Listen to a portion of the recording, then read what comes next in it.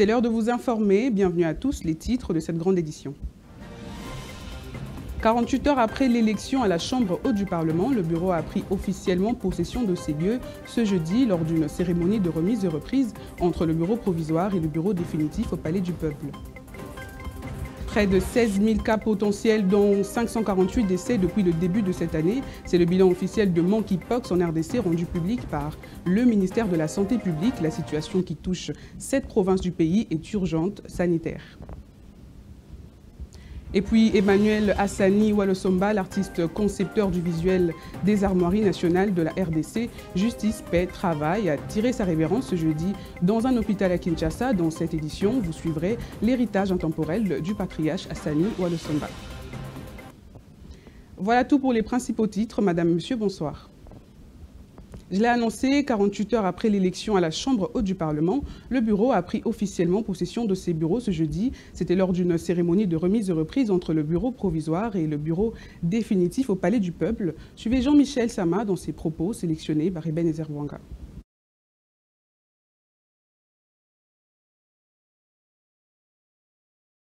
Je saisis cette belle occasion pour remercier du fond du cœur les artisans de mon élection au perchoir du Sénat, Chambre des sages. Je pense premièrement à Dieu Tout-Puissant qui a bien voulu, dans la plénitude de son amour et de sa miséricorde, m'élever à la tête de cette prestigieuse institution de la République. Je pense également à son Excellence, M. Félix-Antoine Tshisekedi Tshilombo, président de la République et chef de l'État, pour ses orientations et son soutien. Je tiens solennellement à lui témoigner de ma gratitude et à le rassurer de ma loyauté indéfectible. Je pense ensuite au patriarche Pascal Kinvelo Lumbu, président du bureau provisoire, au premier secrétaire, l'honorable Yvan Prezadi, au deuxième secrétaire, l'honorable Moïse Ekumbu, pour la franche collaboration et le travail ô combien louable réalisé jour pour jour pendant 3 mois conformément aux missions leur assignées dans les limites et intervalles des dispositions de l'article 114 alinéa 1er de la Constitution, 14 alinéa 1er du règlement intérieur du Sénat.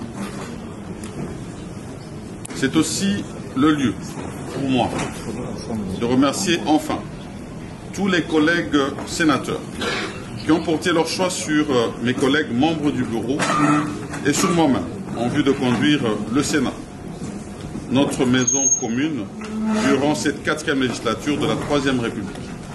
Je voudrais les rassurer ici de mon engagement à ne pas décevoir leurs attentes.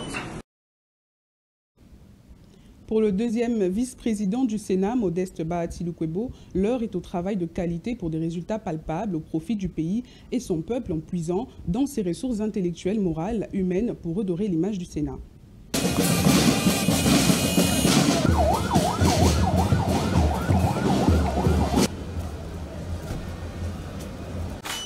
Nous reprenons le service après la remise et reprise.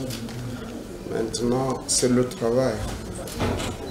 Comme vous le savez, ma tâche est définie dans le règlement intérieur, c'est-à-dire que j'ai en charge la supervision du contrôle. Comme vous le savez, le contrôle parlementaire, c'est l'une des grandes missions du Parlement. À part le fait de légiférer, on doit contrôler l'exécutif. Et ce contrôle nous est confié. Deuxièmement, nous devons redynamiser les relations avec la Cour des comptes, mais également le Conseil économique et social. Et donc, ce travail, je le ferai avec mes collègues sénateurs, mais aussi avec l'apport des collaborateurs qui seront appelés à être à nos côtés. Je voudrais déjà dire que tout le monde a lu le règlement intérieur et donc il n'y a pas beaucoup d'opportunités d'emploi Parce que j'ai vu que beaucoup de gens m'écrivent déjà, m'appellent.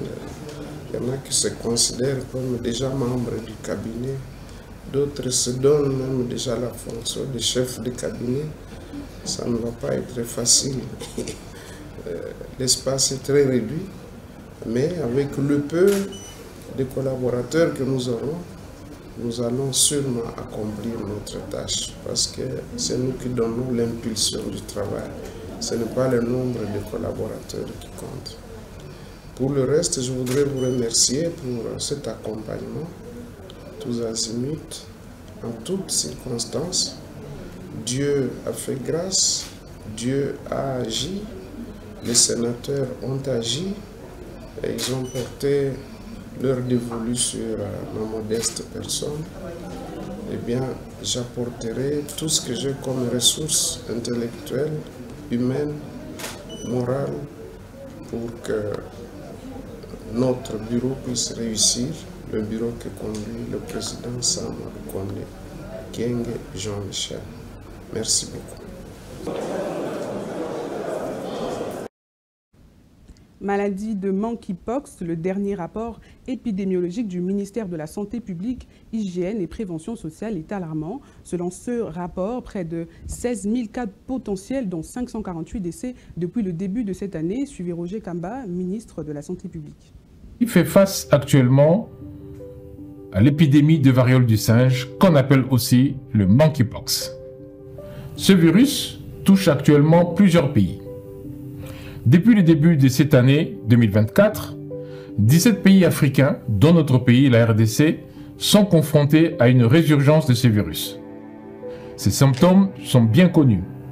Il y a de la fièvre, des maux de tête, des douleurs musculaires, ainsi que des éruptions cutanées qu'on appelle des boutons. La transmission de ce virus se fait principalement par contact direct avec des fluides corporels d'une personne ou d'un animal infecté, mais aussi par des objets contaminés, ainsi, et c'est nouveau, que par voie sexuelle. Actuellement, quasiment toutes nos provinces sont touchées par ce virus. Selon le dernier rapport épidémiologique, notre pays a enregistré 15 664 cas potentiels et 548 décès depuis le début de l'année. Les provinces les plus affectées sont l'Équateur, le Sud Kivu, le Sud Ubangi, le Sankuru, la Chopa, la Mongala, la Chopo, mais comme je l'ai dit, on note des cas quasiment dans toutes les provinces. Pour faire face à cette crise, le gouvernement a mis en place une riposte structurée autour de 3 axes principaux. Le premier axe concerne la sensibilisation et la mobilisation communautaire pour prévenir les contaminations et limiter la propagation du virus. Après 2 mois d'errance suite aux attaques des terroristes ADF, plusieurs déplacés de Béni regagnent progressivement leur localité d'origine. Dans le territoire de Béni, annoncé mercredi 14 août, le service local de la protection civile. Détaille dans ce récit de Steve Boniemé.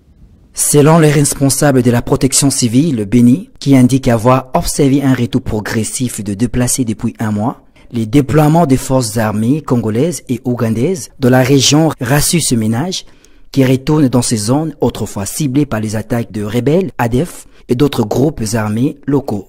Jean-Paul Capitula, chef de la protection civile à Béni, explique que cette situation entraîne une diminution du nombre de déplacés dans la ville de Béni. La ville de Béni continue d'héberger de nombreux déplacés fuyant les attaques des ADF d'une part et d'autre part l'occupation de certaines localités du territoire des Lubero par les rebelles du M23. Pendant ce temps, le gouverneur militaire du Nord Kivu, le général-major Chirimwami, invite les populations de Walikale à l'unité et au développement de cette entité. S'est exprimé mercredi à Goma au cours d'une rencontre en sa résidence avec les délégués de la communauté Banukima de nos ressortissants de Walikale. Les détails avec notre correspondant Primo Pascal Rodaigua. La délégation de la communauté Banukima du territoire de Walikale a été reçu hier, mercredi, par le gouverneur militaire du Nord Kivu. Au menu de cette rencontre figure la solidarité et l'appui au projet de développement initié dans le secteur de Wanyanga. tous les enfants de Walikale ont été invités à s'unir davantage pour changer l'image de ce vaste territoire du Nord Kivu. Franklin Kanzai, président du Bunakima, a salué les efforts du chef de l'État et des autorités de l'État de siège pour ramener la paix au Nord Kivu. Il était de notre devoir de venir présenter notre soutien à son Excellence, Monsieur le gouverneur de province. C'est un message de soutien, comme vous le savez. Le chef de l'État, il a le souci primordial de ramener la sécurité dans la province du Nord Kivu en particulier et dans toute la République démocratique du Congo en général. Donc la communauté Bunakima soutient effectivement le président de la République, son Excellence Antoine Félix Tshisekedi, tous les efforts qu'il est en train d'entremener, les soucis qu'il a pour ramener la sécurité dans notre province. Les enfants de Walikale, c'est d'accompagner toutes les autorités du pays, à commencer par le chef de l'État. La communauté Bunakima a remercié le gouverneur militaire pour son implication à l'achèvement de la réfection de l'aérodrome de Kigoma. Le chef du secteur de Wanyanga, Dr Akilimali, a été félicité pour toutes ces initiatives qui visent l'unité et le développement de son entité.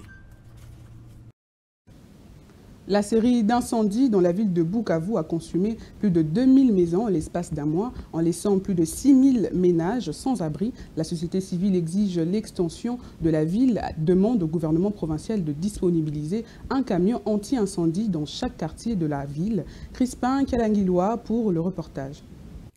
Construite à l'époque coloniale pour 300 à 500 000 habitants, Bukavu, chef-lieu de l'ancien Kivu de Mambré et de la République démocratique du Congo, qui connaît une forte pression démographique, compte actuellement 1 500 000 à 2 millions d'habitants et en proie à des incendies, où l'on enregistre au moins 3 à 4 cas par semaine, laissant au passage des familles sans abri, mais également morts d'hommes. C'est presque toute la ville de Bukavu aujourd'hui qui est en train de vivre avec des incendies et nous on est en train de sensibiliser la population. Lorsque nous voulons maintenant construire, prenons conscience. Comment est-ce que nous devons construire? Évitons ces constructions anarchiques. Depuis le début de l'année, la protection civile a déjà enregistré 58 cas d'incendie, 2000 maisons calcinées, 427 détruites, laissant au passage plus de 3300 ménages sans abri depuis le début du mois de juin. Au moins 21 personnes sont mortes dans ces incendies. L'urbanisation sauvage, le non-respect des normes urbanistiques, les maisons, surtout construites en planches, collées les unes sur les autres, aussi parfois sur des sites dits impropres, ne pouvant même pas permettre aux camions anti-incendie d'intervenir en cas de besoin.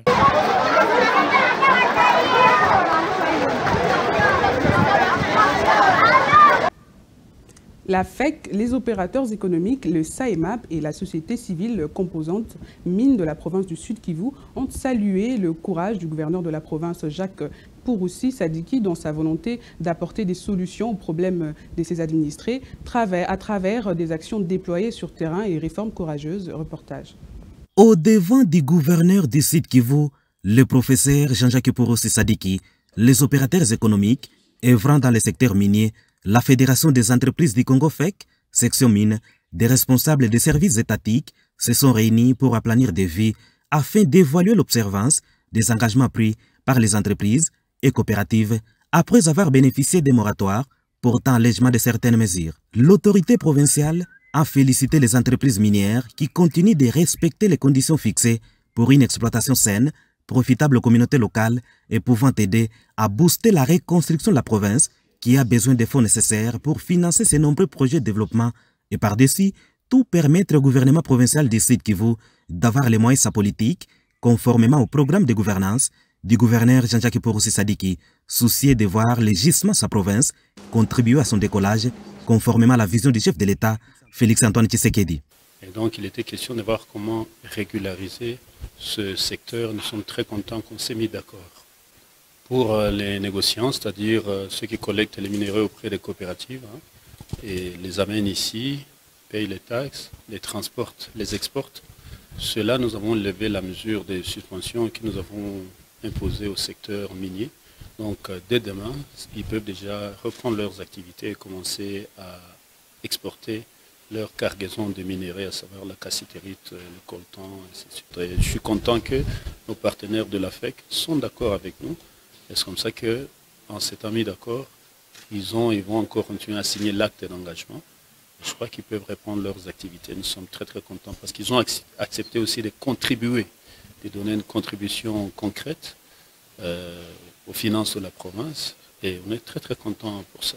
Concernant l'exploitation aurifère, une autre rencontre sera tenue cette semaine pour prendre une décision finale à l'intention de ceux qui ont accepté l'édit préalable, à savoir l'acte d'engagement pour ces entreprises de contribuer à la réhabilitation des routes, payer correctement et régulièrement leurs taxes à la province et là où ils exploitent, contribuer au financement de la brigade provinciale d'assainissement ainsi qu'à augmenter leur enveloppe de la redevance minière, bref, à œuvrer pour le développement intégral de la province du Sud Kivu.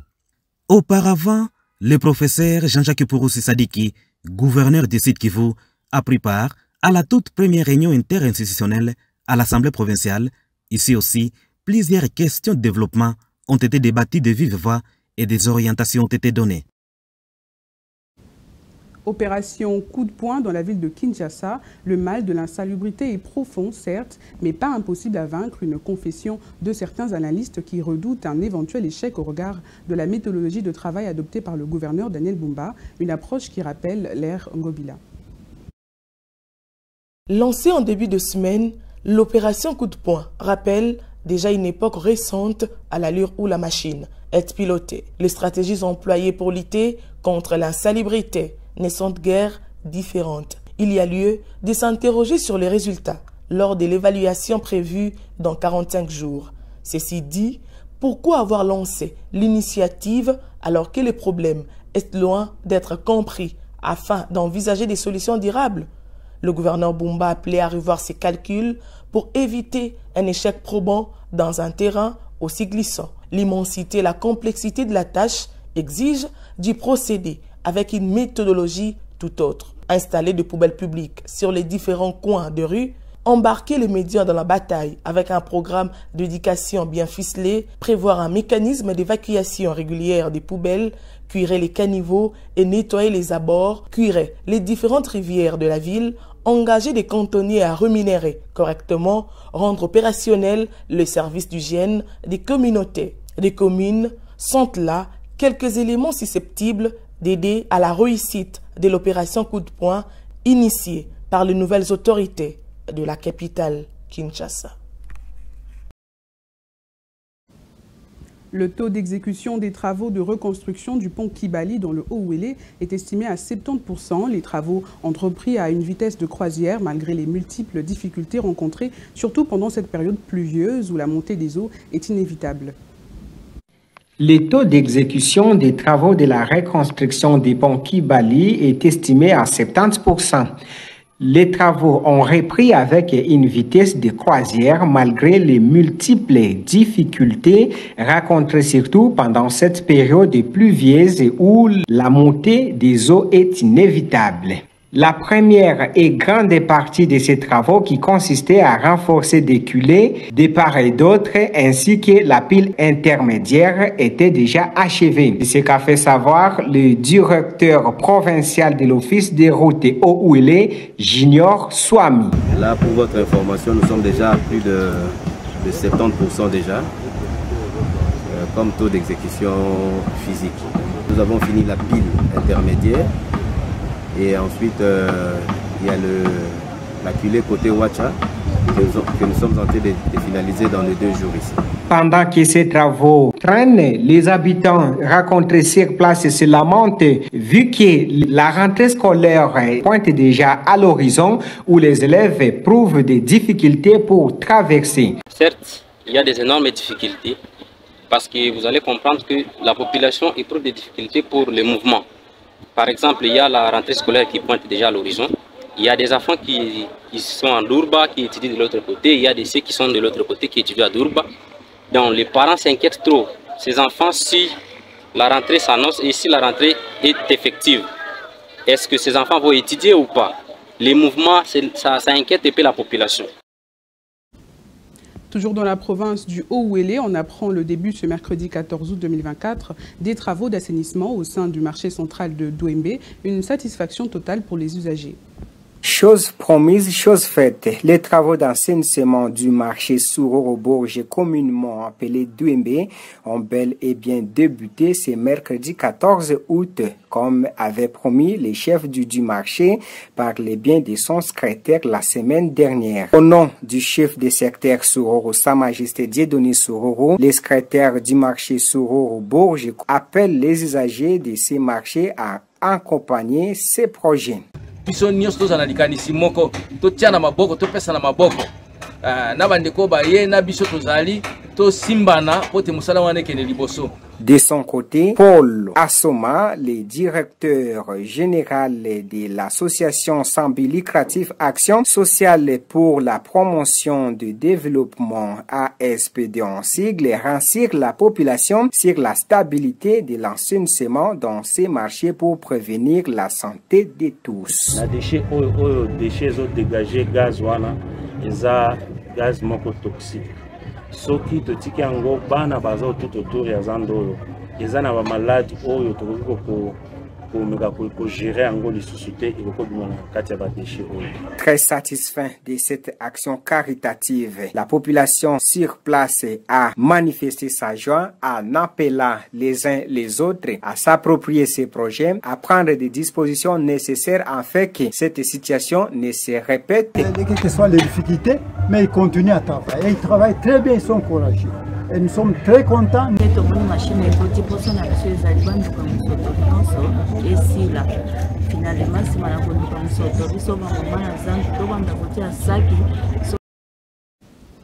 Et puis, sachez que la ville de Bukavu vibre ce jeudi 15 août au rythme du concert de la musique traditionnelle en hommage à Sa Majesté Mwami Kabaré Rugemalindi II. L'événement se déroule à l'hôtel New Rivera Bukavu dans une production signée Chinyabuguma Esbel.